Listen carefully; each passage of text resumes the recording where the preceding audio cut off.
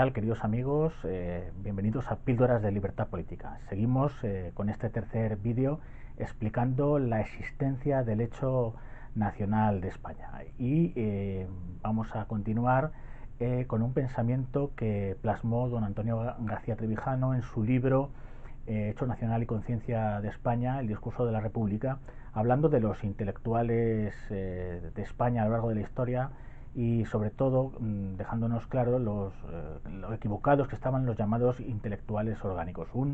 Porque un intelectual realmente no puede ser orgánico. Un intelectual tiene que ser absolutamente libre en su pensamiento a la hora de afrontar los hechos, los fenómenos que se dan a su alrededor. Don Antonio decía que los más grandes pensadores de España se equivocaban porque no han tratado a España como lo que realmente es.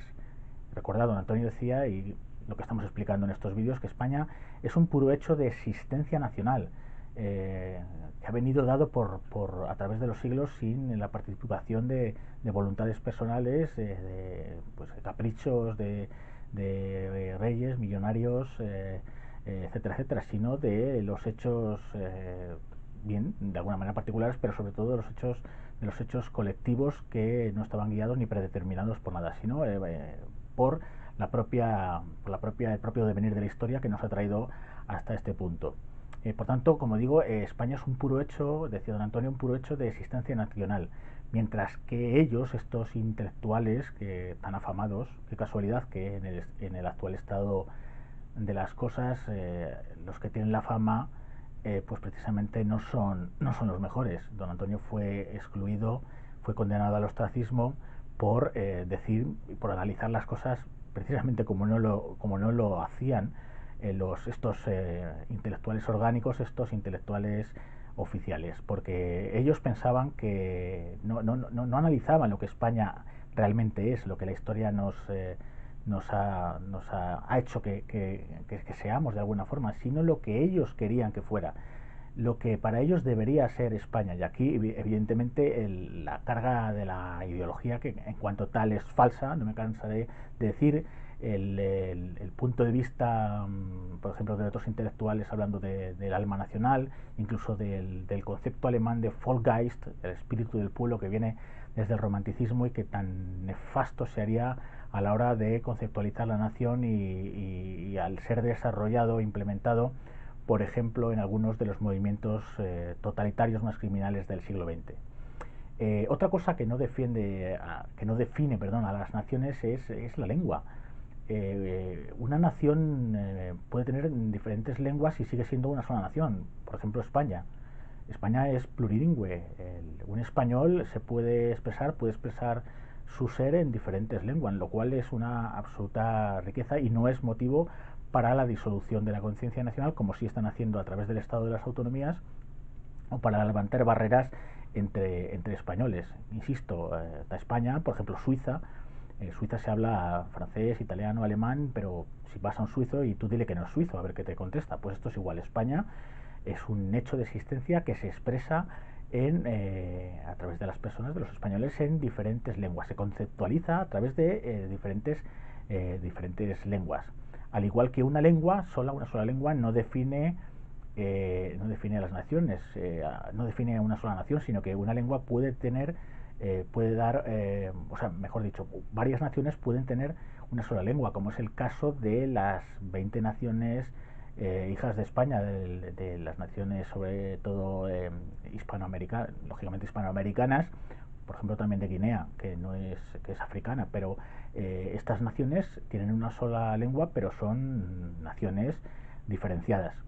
España tampoco es el famoso proyecto sugestivo de vida en común que don José Ortega y Gasset en su famoso libro Estudio España Invertebrada pues nos dijo que era, bueno, mejor dicho, nos dijo cómo debería ser. España, insisto, no es un proyecto de ningún tipo. España es un hecho de la historia, es un hecho existencial.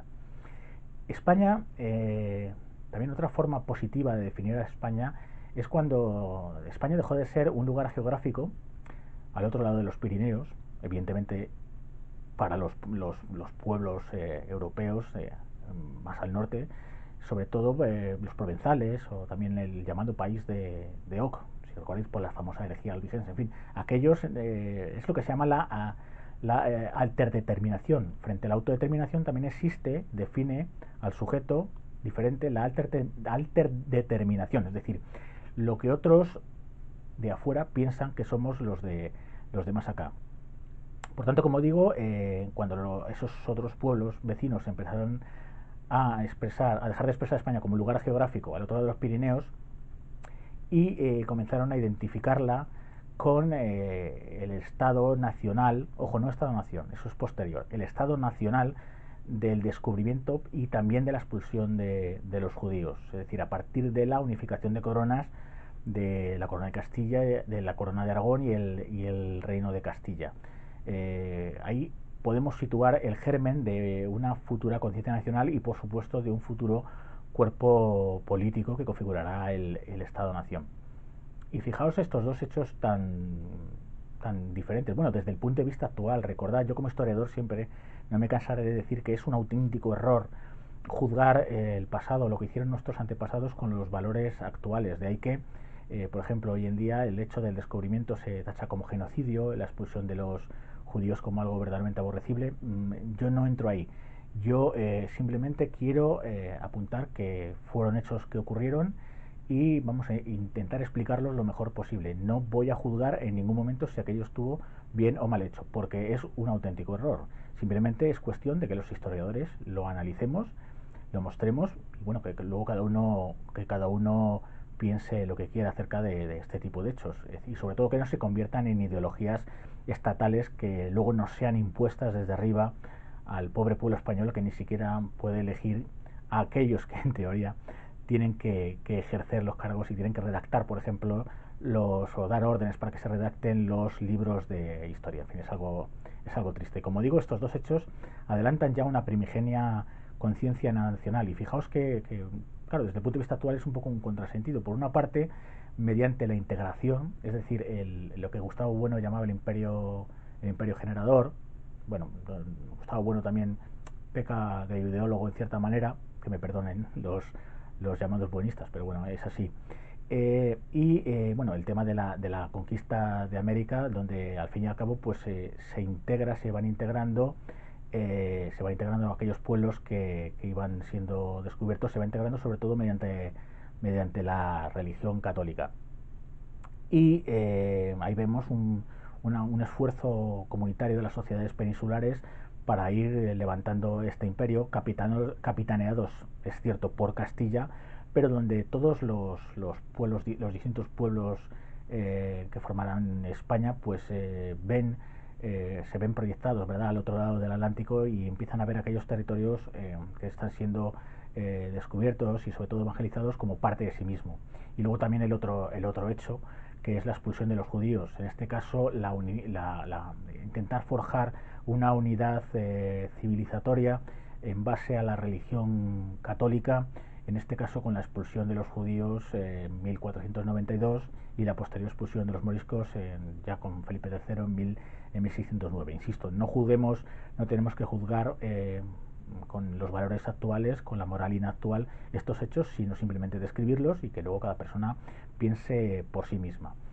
Lo que pasa que, como he dicho, al hacer el constructo estatal imperial, la propia conciencia imperial católica sofocó el desarrollo de un sentimiento nacional hasta que lo despertó la invasión napoleónica. Quiero decir que los españoles empezamos a ver el Estado como una oportunidad, ¿verdad? La picaresca, colocarme, hoy en día diríamos el funcionario, ¿no? Es decir, una sociedad demasiado estatalizada y una sociedad civil muy poco hecha, lo cual nos llevará a que con esta debilidad de la sociedad civil no se construye el sujeto del Estado-Nación. Recordad que en el resto de Europa los fenómenos del Estado-Nación se rebelan contra los diferentes imperios, como el Imperio Otomano, el Imperio de los zares de Rusia o el Imperio Austrohúngaro. Es lo que se llamará la primavera de los pueblos a partir de 1848 con las rebeliones, ¿verdad? Sí, a través de la burguesía, es cierto,